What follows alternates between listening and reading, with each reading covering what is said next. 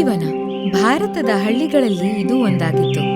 ಇಲ್ಲಿಗೆ ಆಧುನಿಕತೆಯ ಗಾಳಿನೂ ಬೀಸಿತ್ತು, ಆದ್ರೆ ಪರಂಪರೆಯ ಘಮ ಪ್ರತಿ ಮೂಲೆಯಲ್ಲೂ ಹಾಗೆ ಇತ್ತು. ಇದೇ ಹಳ್ಳಿಲೇ ಅರ್ಜುನ್ ಅನ್ನೋ ಹುಡ್ಗಾನೂ ಇದ್ದ. ಅವನೆಂಥ ಹುಡ್ಗ ಅಂದ್ರೆ ಅವನ ಯೋಚನೆಗಳು ಹಳ್ಳಿಗಳ ಸೀಮೆಯಿಂದ ಬಹಳ ಮುಂದಕ್ಕೆ ಹೊರಟು ಹೋಗಿತ್ತು.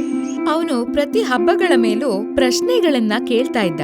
ಆದ್ರೆ ಅವನಿಗೆ ಕ್ರಿಸ್ಮಸ್ ಅನ್ನೋದು ಒಂದು ತಮಾಷೆ ಆಗಿತ್ತು. ಹಳ್ಳಿ ಮಧ್ಯದಲ್ಲಿ ಕ್ರಿಸ್ಮಸ್ಸಿನ ತಯಾರಿಗಳು ನಡೀತಾ ಇದ್ವು. ಜನರು ಚರ್ಚ್ ಮುಂದೆ ಎಲ್ಲಾ ತಯಾರಿಗಳನ್ನು ಮಾಡ್ತಾ ಇದ್ರು. ಜೂಲಿಯಾ ಅರ್ಜುನ್ನ ಒಬ್ಬಳೇ ಗೆಳತಿಯಾಗಿದ್ಲು. ಅವಳು ತುಂಬಾ ಉತ್ಸಾಹದಿಂದ ಮರಕ್ಕೆ ಅಲಂಕಾರನ ಮಾಡ್ತಾ ಇದ್ಲು. ಅದೇ ಸಮಯದಲ್ಲಿ ಅರ್ಜುನ್ ಅವಳ ಕಡೆಗೆ ಹೋದ. ಅವನ್ ಮುಖದ ಮೇಲೆ ಅದೇ ನಗು ಇತ್ತು. ಅದನ್ನ ನೋಡ್ತಿದ್ದ ಹಾಗೆ ಜೂಲಿಯಾಗ ಅರ್ಥ ಆಗೋಯ್ತು, ಇವನ್ ಏನಾದ್ರೂ ಒಂದು ತಮಾಷೆ ಮಾಡ್ತಾನೆ ಅಂತ. ಜೂಲಿಯಾ, ನನಗನ್ಸುತ್ತೆ ಕ್ರಿಸ್ಮಸ್ನ ಬರೀ ಮಕ್ಕಳು ಖುಷಿಯಾಗಿರೋದಕ್ಕೋಸ್ಕರ ಮಾಡ್ತಾರೆ ಅಂತ. ನಾನು ಊಹೆನೂ ಮಾಡ್ಕೊಂಡಿಲ್ಲಪ್ಪ ಸ್ಯಾಂಟಾ ಅಂತ ಯಾರಾದರೂ ಇರ್ಬೋದು ಅಂತ. ಜೂಲಿಯಾ ಮಾಡ್ತಾ ಇದ್ದಿದ್ ಕೆಲ್ಸನ ನಿಲ್ಲಿಸ್ಬಿಟ್ಲು. ಅವಳ ಕಣ್ಣಲ್ಲಿ ಒಂದ್ ಬೇಜಾರ್ ಕಾಣಿಸ್ತು. ಅರ್ಜುನ್ ಮಾಡೋ ತಮಾಷೆ ಚಿಕ್ಕ ವಯಸ್ಸಿಂದ ಅವಳಿಗೆ ಕಾಡ್ತಾ ಇತ್ತು. ಆದ್ರೆ ಅವಳು ಯಾವತ್ತೂ ವಿಶ್ವಾಸನ ಕಳ್ಕೊಂಡಿರ್ಲಿಲ್ಲ. ಅದೆಲ್ಲ ಅವ್ರವ್ರ ಇಚ್ಛೆ ಅರ್ಜುನ್. ನಾನು ಯಾರ ಇಚ್ಛೆಗೂ ಕೂಡ ಧಕ್ಕೆ ಮಾಡ್ತಾ ಇಲ್ಲ. ಸರಿ, ನೀನೇ ನಿಜ ಹೇಳು, ನಿಜವಾಗ್ಲೂ ಸ್ಯಾಂಟಾ ಇದ್ರಾ ಹೇಳು. ಜೂಲಿಯಾ ಒಂದ್ ಸ್ವಲ್ಪ ಹೊತ್ತು ಮೌನವಾಗಿದ್ಲು. ಅವಳ ಗಂಭೀರತೆ ನೋಡಿ ಅರ್ಜುನ್ ಕೂಡ ಸ್ವಲ್ಪ ಹೊತ್ತು ಸುಮ್ನೆ ಇದ್ದ. ನನ್ ನಂಬಿಕೆ ಸಾಂತಾ ಬರೀ ಕಥೆ ಅಲ್ಲ ಅಂತ, ಅದೊಂದು ಭಾವನೆ. ಅದೆಂಥ ಖುಷಿ ಅಂದ್ರೆ ಮನುಷ್ಯನ ಮನಸ್ಸಿನ ಆಳದ ತನಕ ಹೋಗುವಂಥದ್ದು. ಜೂಲಿಯಾ ಮಾತುಗಳಲ್ಲಿ ವಿಶ್ವಾಸ ಇತ್ತು, ಮತ್ತೆ ಬಹುಶಃ ಅದೇ ವಿಶ್ವಾಸ ಅವಳನ್ನ ವಿಶೇಷ ಆಗಿಸ್ತಾ ಇತ್ತು. ನೀನ್ ನಂಬ್ತೀಯೋ ಇಲ್ವೋ ನನ್ಗೆ ಗೊತ್ತಿಲ್ಲ, ಆದ್ರೆ ನಾನಂತೂ ನಂಬಲ್ಲ ಸ್ಯಾಂಟಾ ನಿಜವಾಗ್ಲೂ ಇದಾರೆ ಅಂತ. ಅಷ್ಟ್ ಹೇಳಿ ಅರ್ಜುನ್ ನಗ್ತಾ ಅಲ್ಲಿಂದ ಹೊರಟೋದ. ಅವನ್ ಹಿಂದೆ ಜೂಲಿಯಾ ಶಾಂತವಾಗಿ ನಿಂತಿದ್ಲು, ಅವಳ ವಿಶ್ವಾಸದ ಜೊತೆಗೆ. ಅರ್ಜುನ್ ಮನೆಗ್ ಬಂದ್ರೆ ಅವನ್ ನೋಡ್ದ ಅವ್ರ ಅಮ್ಮನೂ ಕ್ರಿಸ್ಮಸ್ ತಯಾರಿಲಿ ವ್ಯಸ್ತವಾಗಿದ್ರು ಅಂತ. ಗೋಡೆಗಳ ಮೇಲೆ ಹೊಳೆಯೋ ಲೈಟ್ಗಳಿದ್ವು, ಮೇಜಿನ ಮೇಲೆ ಕೆಂಪು ಬಿಳಿ ಬಣ್ಣದ ರಿಬ್ಬನ್ಗಳು, ಗೋಡೆ ಮೇಲೆ ನಕ್ಷತ್ರಗಳಿದ್ವು. ಇದೇನಮ್ಮ, ನಾನು ಇಡೀ ಊರವ್ರನ್ನೆಲ್ಲ ತಮಾಷೆ ಮಾಡ್ತಾ ಇದ್ದೀನಿ, ನೀನ್ ನೋಡಿದ್ರೆ ಕ್ರಿಸ್ಮಸ್ನ ಸೆಲೆಬ್ರೇಟ್ ಮಾಡ್ತಾ ಇದ್ಯಾ? ಮಗ್ನೆ, ನಿನ್ಗೆ ಈ ಹಳ್ಳಿ ಇತಿಹಾಸ ಗೊತ್ತಿಲ್ಲ. ನಾವೆಲ್ರೂ ಪ್ರತಿ ವರ್ಷನೂ ನಮ್ ಮನೆಗಳನ್ನ ಸಿಂಗರಿಸ್ತೀವಿ, ಬಾಗ್ಲನ್ನ ತೆರೆದಿಡ್ತೀವಿ. ನಮ್ ನಂಬಿಕೆ ಏನಂದ್ರೆ ಸಾಂತಾ ಯಾವಾಗ್ಲಾದ್ರೂ ಸರಿ ಖಂಡಿತ್ವಾಗ್ಲೂ ಬರ್ತಾರೆ ಅಂತ. ಮುಂಚೆ ಎಲ್ಲ ಬರ್ತಿದ್ರು. ತಾಯಿಯ ಶಾಂತ ಧ್ವನಿಯಲ್ಲಿ ಒಂದು ಹಳೆ ನೆನಪಿನ ಕಥೆ ಇತ್ತು. ಅರ್ಜುನ್ ನಗಕ್ ಶುರು ಮಾಡ್ದ. ಹಾಗಾದ್ರೆ ಇಲ್ಲಿವರೆಗೂ ಸಾಂತಾ ನಮ್ಮೂರ್ಗ್ ಬಂದಿಲ್ವಾ? ಅಮ್ಮ, ನೀವು ನನ್ನಮ್ಮ, ನಿಮ್ಗೆ ಇಷ್ಟೊಂದು ವಯಸ್ಸಾಗಿದೆ, ನೀವು ಕೂಡ ಚಿಕ್ಕ ಮಕ್ಳ ತರ ಮಾತಾಡ್ಬೇಡಿ. ತಾಯಿ ಅರ್ಜುನ್ನ ನೋಡಿದ್ರು. ಅವನಲ್ಲಿದ್ದ ಹುಡುಗಾಟದ ಬುದ್ಧಿ, ಅಹಂಕಾರನ ನೋಡಿದ್ರು. ಅವನ ಆಟ ಕೂಡ ಕಾಣಿಸ್ತಾ ಇತ್ತು. ಆದ್ರೆ ಈ ಸಲ ಅವ್ರ ಅಮ್ಮನ್ ಮುಖದಲ್ಲಿ ನಗು ಇರ್ಲಿಲ್ಲ. ನೋಡು ಅರ್ಜುನ್, ನಮ್ ಹಳ್ಳಿಲಿ ಸಾಂತಾ ಮೇಲೆ ಒಂದು ಹಳೆ ಕಥೆನೇ ಇದೆ. ನಾನ್ ಚಿಕ್ಕವಳಾಗಿದ್ದಾಗ ನನ್ ದಿಂಬಿನ ಕೆಳಗೆ ಪ್ರತಿ ವರ್ಷನೂ ಒಂದು ಸರ್ಪ್ರೈಸ್ ಗಿಫ್ಟ್ ಸಿಗ್ತಾ ಇತ್ತು. ನಾನ್ ಮೊದ್ಲನ್ಕೊಂಡೆ ಅಪ್ಪ ಅಮ್ಮ ಇಟ್ಟಿರ್ಬಹುದು ಅಂತ, ಆದ್ರೆ ಹಾಗಾಗಿರ್ಲಿಲ್ಲ. ಹಳ್ಳಿಯ ಎಷ್ಟೋ ಮಕ್ಳಿಗೆ ಇದೇ ಥರ ಗಿಫ್ಟ್ ಸಿಗ್ತಾ ಇತ್ತು, ಮತ್ತೆ ಯಾರ್ಗೂ ಗೊತ್ತಿರ್ಲಿಲ್ಲ ಅದನ್ ಯಾರಿಡ್ತಾ ಇದ್ರು ಅಂತ. ಅರ್ಜುನನ್ ನಗು ನಿಂತೋಯ್ತು. ಅವನ್ ಮೊದಲನೇ ಸಲ ಅವನ್ ತಾಯಿ ಮಾತನ್ನ ಗಂಭೀರವಾಗಿ ಕೇಳಿಸ್ಕೊತಾ ಇದ್ದ. ವರ್ಷಗಳ ಹಿಂದೆ ಸಾಂತಾ ಒಂದ್ಸಲ ಈ ಹಳ್ಳಿಗ್ ಬಂದಿದ್ರು. ಅವ್ರಿಗೆ ಈ ಜಾಗ ಎಷ್ಟಿಷ್ಟ ಆಯ್ತು ಅಂದ್ರೆ ಅವ್ರಿಲ್ಲೇ ಹತ್ರದ ಒಂದ್ ಹಳ್ಳಿಲಿ ಉಳ್ಕೊಂಡ್ಬಿಟ್ರು. ಹೇಳ್ತಾರೆ ಆ ಹಳ್ಳಿನ ಯಾರು ಹುಡ್ಕಕ್ಕಾಗಲ್ಲ ಅಂತ, ಒಳ್ಳೆ ಮನ್ಸಿರೋರ್ಗ್ ಮಾತ್ರ ಅಲ್ಲಿಗ್ ಹೋಗಕ್ಕಾಗತ್ತೆ ಅಂತ. ಅರ್ಜುನ್ ಮುಖದ ಮೇಲೆ ಒಂದು ಗಾಢವಾದ ಯೋಚನೆ ಮೂಡ್ತು. ಅವನು ಇದ್ರ ಮೇಲೆ ತಮಾಷೆ ಮಾಡಕ್ ಆಗ್ಲಿಲ್ಲ. ಮುಂದಿನ ದಿನ ಬೆಳಗ್ಗೆ ಅವನು ಜೂಲಿಯಾ ಹತ್ರ ಹೋದ. ಮೊದಲನೇ ಸಲ ಅವನ ಮಾತಲ್ಲಿ ಸ್ವಲ್ಪ ಹಿಂಜರಿಕೆ ಇತ್ತು. ಜೂಲಿಯಾ, ನಿನ್ನೆ ಅಮ್ಮ ನನಗೊಂದು ಕತೆ ಹೇಳಿದ್ರು, ಅದೇ ಸ್ಯಾಂಟಾ ಊರಿನ ಕತೆ. ನಾನು ಚಿಕ್ಕ ವಯಸ್ಸಲ್ಲಿ ಕೇಳಿದ್ದೀನಿ. ನಿಜವಾಗ್ಲೂ ಆ ಹಳ್ಳಿ ಇದೆ ಅಂದ್ರೆ ಪ್ರಪಂಚಕ್ಕದ್ ಗೊತ್ತಾಗ್ಬೇಕು. ಅದಿಲ್ಲ ಅಂದ್ರೆ ನೀನೇನ್ ಹೇಳ್ತೀಯೋ ಅದೇ ನಿಜ ಅನ್ಸುತ್ತೆ. ಅರ್ಜುನ್ಗೆ ಮೊದಲನೇ ಸಲ ಅನ್ನಿಸ್ತು, ಎಲ್ಲ ಕಥೆಲೂ ಬರೀ ಜಾದು ಮಾತ್ರ ಇರಲ್ಲ ಅಂತ, ಆದ್ರೆ ಹಿಂದೆ ಏನಾದ್ರೂ ಸತ್ಯ ಕೂಡ ಇರತ್ತೆ ಅಂತ. ಬಹುಶಃ ಇದೇ ಸತ್ಯ ಅವನ ಜೀವನನ ಬೇರೆ ದಿಕ್ಕಿ ಕರ್ಕೊಂಡು ಹೋಗುವಂಥದ್ದಾಗಿತ್ತು. ಅರ್ಜುನ್ ಮತ್ತೆ ಜೂಲಿಯಾ ಆ ರಹಸ್ಯದ ಹಳ್ಳಿನ ಹುಡುಕ್ಬೇಕು ಅಂತ ನಿರ್ಧಾರ ಮಾಡಿದ್ರು. ಇಬ್ರು ಅವ್ರ ಚಿಕ್ಕ ಚಿಕ್ಕ ಬ್ಯಾಗ್ ಅಲ್ಲಿ ಕೆಲವು ತಿಂಡಿ ಸಾಮಾನ್ಗಳನ್ನ ತಗೊಂಡು ಜಾಕೆಟ್ ಶೂಸು ಹಾಕೊಂಡು ಬೆಟ್ಟದ ರಸ್ತೆಯಲ್ಲಿ ನಡೆಯೋಕ್ ಶುರು ಮಾಡಿದ್ರು.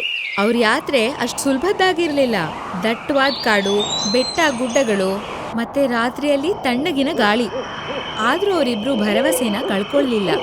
ಕೆಲವು ಸಲ ಅವ್ರ ದಾರಿಲಿ ಕಾಲ್ಜಾರ್ ಬಿದ್ರು. ಎಷ್ಟೋ ಸಲ ದಾರಿಲಿ ಕೋತಿಗಳು ಬಂದು ಅವ್ರನ್ನ ಹೆದರ್ಸ್ತಾ ಇದ್ವು. ಜೂಲಿಯಾ ಭಯ ಮತ್ತೆ ಅರ್ಜುನ್ ನಗು ಮಧ್ಯೆ ಈ ಯಾತ್ರೆ ಒಂದು ಥರ ರೋಮಾಂಚಕವಾಗಿತ್ತು. ಅರೆ, ಆ ಕೋತಿ ನನ್ನ ಬ್ಯಾಗ್ ತಗೊಂಡು ಓಡ್ ಹೋಯ್ತು. ಅದು ಕೂಡ ಕ್ರಿಸ್ಮಸ್ನ ಗಿಫ್ಟ್ಗೆ ವೇಟ್ ಮಾಡ್ತಿರ್ಬೇಕು. ಎಷ್ಟೋ ದಿನಗಳು ಅವ್ರು ಹೀಗೆ ನಡ್ಕೊಂಡು ಹೋದ್ಮೇಲೆ ಆ ದಟ್ಟವಾದ ಕಾಡಿನ ಕೊನೆನ ಅವ್ರು ತಲುಪಿದ್ರು. ಮರಗಳ ಮಧ್ಯೆ ಹಿಮ ಬೀಳ್ತಾ ಇತ್ತು, ತಣ್ಣನೆ ಗಾಳಿ ಬೀಸ್ತಾ ಇತ್ತು. ಆದ್ರೆ ಅದ್ರಲ್ಲೊಂದು ರಹಸ್ಯನೂ ಇತ್ತು. ಅಲ್ಲೇ ಅವ್ರಿಗೊಬ್ಬ ವಯಸ್ಸಾದ ವ್ಯಕ್ತಿನೂ ಸಿಕ್ದ. ಬಿಳಿ ಗಡ್ಡ, ಹಳೆ ಶಾಲು ಮತ್ತೆ ಕಣ್ಣಲ್ಲಿ ಒಂದು ಸುಸ್ತಿತ್ತು. ನೀವು ಈ ಸುಳ್ಳನ್ನ ನಂಬ್ಕೊಂಡು ಇಷ್ಟು ದೂರ ಬಂದಿದ್ದೀರಾ? ಆ ಹಳ್ಳಿ ಒಂದು ಕತೆ ಕಂಡ್ರಪ್ಪ. ಜೂಲಿಯಾ ಮುಖದಲ್ಲಿ ಒಂದ್ ನಿರಾಸೆ ಮೂಡ್ತು. ಆದ್ರೆ ಅವಳು ಸೋಲೊಪ್ಕೊಳ್ಳಿಲ್ಲ. ಅರ್ಜುನ್ ಕೂಡ ಮೊದಲನೇ ಸಲ ತಮಾಷೆ ಮಾಡ್ದೆ ಗಂಭೀರವಾಗಿದ್ದ. ನಾವಾದ್ರೂ ಹುಡುಕ್ತೀವಿ. ಆ ಕತೆ ಏನಾದ್ರೂ ಸುಳ್ಳಾಗಿದ್ರೆ ಅವಾಗ ನಾವ್ ಅದನ್ನ ನಂಬ್ತೀವಿ. ಯಾರೋ ಹೇಳಿದನ್ನ ನಾನು ನಂಬೋದಿಲ್ಲ. ವೃದ್ಧ ವ್ಯಕ್ತಿ ಅವ್ರನ್ನ ಸ್ವಲ್ಪ ಹೊತ್ತು ನೋಡ್ದ. ಅವ್ರ ವಿಶ್ವಾಸನ ಪರೀಕ್ಷೆ ಮಾಡ್ದ. ಆಮೇಲೆ ತನ್ ಪಾಡಗ್ ಹೊರಟೋದ. ಮಾರನೇ ದಿನ ಬೆಳಗ್ಗೆ ಮರಗಳ ಮಧ್ಯೆ ಎಷ್ಟೊಂದು ಹಿಮ ಇತ್ತು ಅಂದ್ರೆ ಮುಂದಿನ ಹೆಜ್ಜೆ ಏನು ಅಂತಾನೂ ಕಾಣಿಸ್ತಾ ಇರ್ಲಿಲ್ಲ. ಚಳಿ ಜಾಸ್ತಿ ಆಗ್ತಾ ಹೋಗ್ತಾ ಇತ್ತು. ತಣ್ಣನೆ ಗಾಳಿ ಮೈಯನ್ನ ಕೊರಿತಾ ಇರೋ ಥರ ಅನ್ನಿಸ್ತಿತ್ತು. ಆ ಹಿಮದ ಮಧ್ಯೆ ಆಗ ಒಂದು ಅದ್ಭುತವಾದ ದಾರಿ ಕಾಣಿಸ್ತು. ಅಲ್ಲಿನ ಮಂಜು ಇವ್ರನ್ನ ಎಲ್ಲಿಗೂ ಕರೀತಾ ಇರೋ ಥರ ಅನ್ನಿಸ್ತು. ಇಬ್ರು ನಿಧಾನವಾಗಿ ಆ ದಿಕ್ಕಿನ ಕಡೆ ಹೋದ್ರು. ಮತ್ತೆ ಇದ್ದಕ್ಕಿದ್ದಾಗೆ ಅವ್ರ ಮುಂದೆ ಒಂದು ಹಳ್ಳಿ ಕಾಣಿಸ್ತು. ಆ ಹಳ್ಳಿ ಒಂದು ಕನಸಿನ ಥರ ಕಾಣಿಸ್ತಾ ಇತ್ತು. ಚಿಕ್ಕ ಚಿಕ್ಕ ಮನೆಗಳ ಮರದ ಹಂಚಿನ ಮೇಲೆ ಹಿಮ ಆವರಿಸ್ಕೊಂಡಿತ್ತು. ಪ್ರತಿ ಮನೆ ಮುಂದೆನೂ ಕೆಂಪು, ಹಳದಿ, ಬಿಳಿ ಲೈಟ್ಗಳು ಹೊಳಿತಾ ಇದ್ವು. ಗಾಳಿಯಲ್ಲಿ ದಾಲ್ಚಿನ್ನಿ ಮತ್ತೆ ಚಾಕ್ಲೇಟ್ನ ಘಮ ಬರ್ತಾ ಇತ್ತು. ಮರಗಳ ಮೇಲೆ ಯಾವ ರೀತಿ ಅಲಂಕಾರ ಮಾಡಿದ್ರು ಅಂದ್ರೆ ಇಡೀ ಕಾಡೆ ಹಬ್ಬ ಮಾಡೋದಕ್ಕೆ ತಯಾರಾದ ಹಾಗಿತ್ತು. ಆದ್ರೆ ಅಲ್ಲಿ ಯಾವ ಮನುಷ್ಯನೂ ಇರ್ಲಿಲ್ಲ, ಎಲ್ಲೂ ಮಕ್ಕಳು ಇರ್ಲಿಲ್ಲ, ಯಾವ್ದೇ ಶಬ್ದನೂ ಇರ್ಲಿಲ್ಲ. ಬರೀ ಲೈಟ್ಗಳು ಮತ್ತೆ ಶಾಂತಿ ಮತ್ತೆ ಸುಂದರತೆ. ಅರ್ಜುನ್ ಮತ್ತೆ ಜೂಲಿಯಾ ಈ ಹಳ್ಳಿಯ ಎಲ್ಲಾ ಕಡೆನೂ ಹೋದ್ರು. ಒಂದ್ ಮೂಲೆಯಲ್ಲಿ ಅವ್ರಿಗೊಂದು ಹಳೆ ಮರದ ಕುರ್ಚಿ ಕಾಣಿಸ್ತು. ಅದ್ರ ಮೇಲೆ ಒಬ್ರು ಅಜ್ಜ ಕೂತಿದ್ರು. ಕೆಂಪು ಕೋಟ್, ಬಿಳಿ ದಾಡಿ ಮತ್ತೆ ಕಣ್ಣಲ್ಲಿ ಎಂಥ ಹೊಳಪಿತ್ತು ಅಂದ್ರೆ ಅವ್ರಿಗ್ ಮೊದ್ಲೇ ಗೊತ್ತಿತ್ತು ಇವತ್ಯಾರೋ ಬರ್ತಾರೆ ಅನ್ನೋ ಹಾಗೆ. ಅವ್ರಿವ್ರನ್ನ ನೋಡ್ತಾ ಇದ್ದ ಹಾಗೆ ಮುಗುಳ್ನಕ್ರು. ಯಾವ್ದೋ ಕಥೆ ಸತ್ಯ ಆಗಿ ಕಣ್ಮುಂದೆ ಬಂದ ಹಾಗಾಯ್ತು. ಅರ್ಜುನ್, ಇವ್ರಂತೂ ಸೇಮ್ ಇವರು ನಮ್ ಬುಕ್ಕಲ್ಲಿ ಹೇಗಿತ್ತು ಹಾಗೆ ಇದ್ದಾರೆ. ನಾನ್ ಇಲ್ಲಿವರೆಗೂ ಇದೊಂದು ಸಣ್ಣ ಕತೆ ಅಂತ ನಂಬ್ಕೊಂಡೇ ಇದ್ದೆ.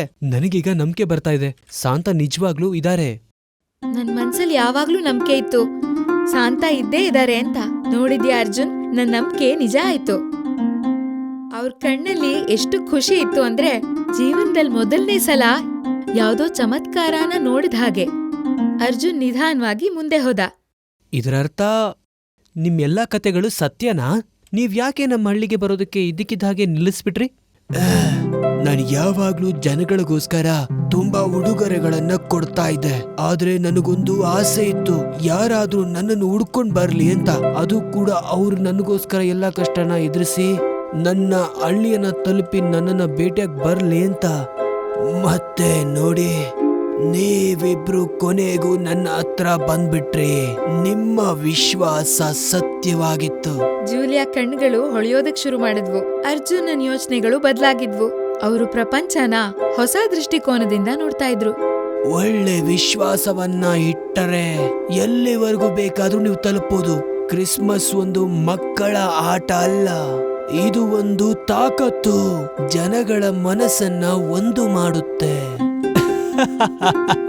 ಶಾಂತ, ನಮ್ಮಮ್ಮ ಮತ್ತೆ ನಮ್ಮ ಊರಿನ ಜನ ಇವತ್ತಿನವರೆಗೂ ನಿಮ್ಗೋಸ್ಕರ ಕಾಯ್ತಿದ್ದಾರೆ.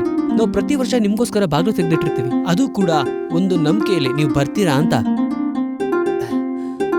ನಾನ್ ಖಂಡಿತ ಬರ್ತೀನಿ.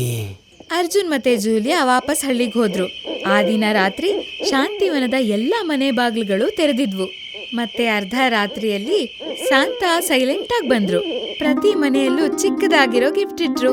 ಪ್ರತಿ ಮಗುವಿನ ಮುಖದಲ್ಲೂ ಒಂದು ಸಣ್ಣ ನಗುನ ಬಿಟ್ಟೋದ್ರು. ಅಲ್ಲಿಯ ಕ್ರಿಸ್ಮಸ್ ನಿಜವಾಗಿತ್ತು. ಬೆಳಗ್ಗೆ ಚರ್ಚ್ ಘಂಟೆ ಹೊಡೆದಾಗ ಇಡೀ ಹಳ್ಳಿ ನಗ್ತಾ ಇತ್ತು. ಶಾಂತಿವನದ ಜನರು ಅವತ್ ತಿಳ್ಕೊಂಡ್ರು, ಕ್ರಿಸ್ಮಸ್ ಬರೀ ಬೆಳಕಷ್ಟೇ ಅಲ್ಲ, ನಂಬಿಕೆಯ ಗೆಲುವಾಗಿರತ್ತೆ ಅಂತ. ಎಲ್ಲಿ ಮನಸ್ಸಲ್ಲಿ ನಂಬಿಕೆ ಇರತ್ತೋ ಅಲ್ಲಿ ಚಮತ್ಕಾರ ಖಂಡಿತವಾಗ್ಲೂ ನಡೆಯುತ್ತೆ ಅಂತ. ಮೆರಿ ಕ್ರಿಸ್ಮಸ್.